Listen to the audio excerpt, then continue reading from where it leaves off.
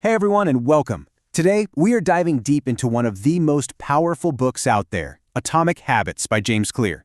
And what makes this book so incredible is that it's not just a bunch of theories. No, it all started with a really, and I mean really, terrifying personal story.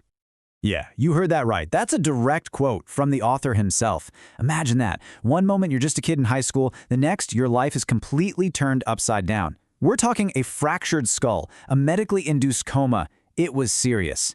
But it was that long, grueling recovery that actually became the bedrock, the very foundation for every single idea we're about to talk about.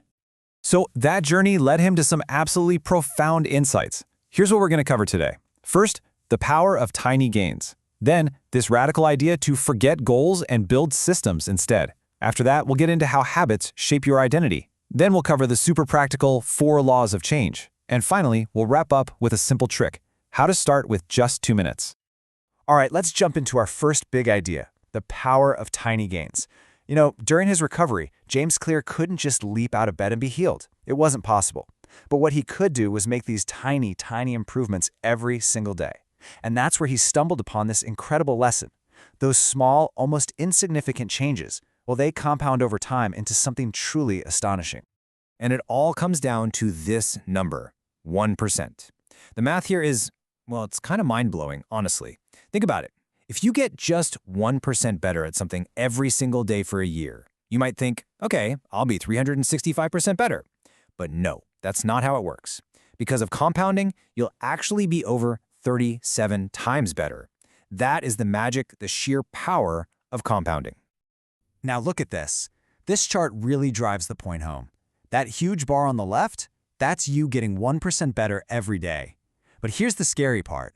That tiny little sliver on the right, that's what happens when you get 1% worse each day. You're basically left with nothing. It's such a powerful reminder that real success isn't about some huge, dramatic event. It's the product of your daily habits, day in and day out. And hey, this isn't just some nice theory in a book. This stuff works in the real world. Let's talk about the British cycling team. For like 100 years, they were nobody, completely mediocre. Then a new coach comes in and introduces a philosophy he called the aggregation of marginal gains. The idea was simple: find a 1% improvement in everything they do. And when I say everything, I mean everything. They looked at stuff you'd never even think of. They redesigned the bike seats to be just a little more comfortable. They wiped the tires with alcohol for a bit more grip. They even hired a surgeon, get this, to teach the team the best way to wash their hands to avoid colds. It sounds crazy, right? But all these tiny gains added up to complete domination. We're talking Olympic golds and winning the Tour de France multiple times. Okay, so we know we need to make these 1% improvements, but how do we actually do that consistently?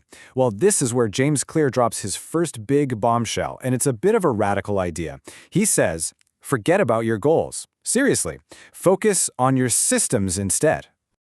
So you're probably asking, okay, what's the difference? Well, a goal is the result you're aiming for. You know, winning the championship.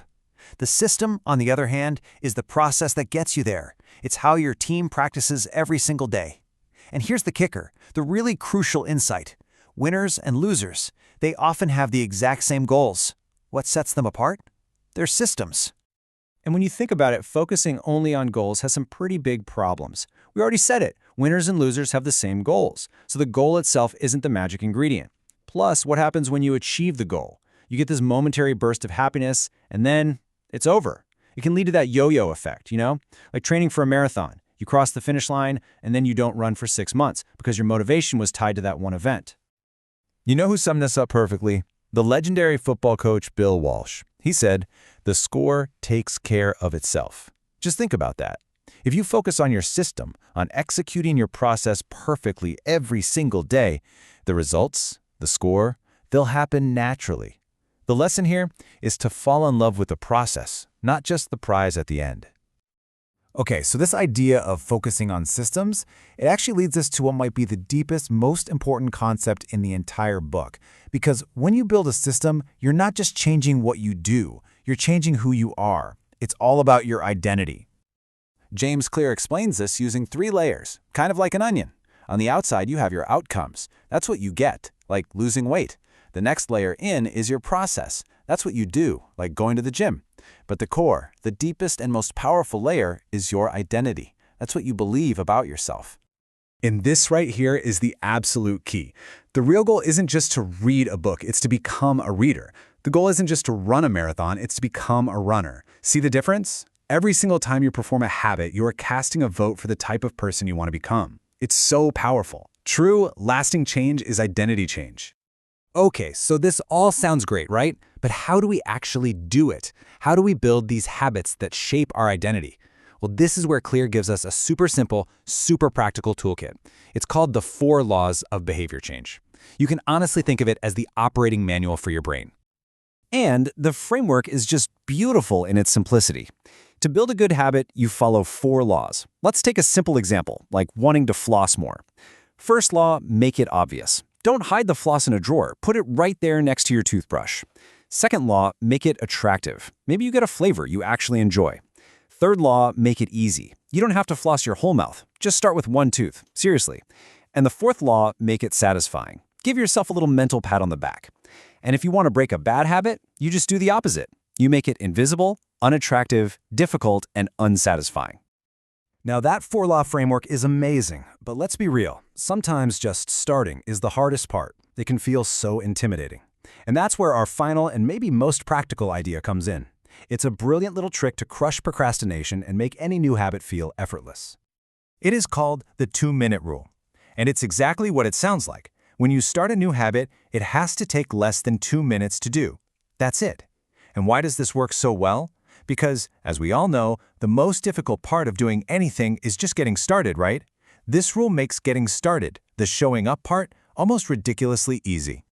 Let's look at how this works. Say your big ambition is to run a marathon. Whoa, that's intimidating. Using the 2-minute rule, you scale it all the way down to put on my running shoes. That's the new habit. That's all you have to do. Read every night? That becomes read 1 page. Do 30 minutes of yoga? Nope, it becomes take out my yoga mat. What you're doing is creating what Clear calls a gateway habit, a tiny little action that naturally leads you down the right path.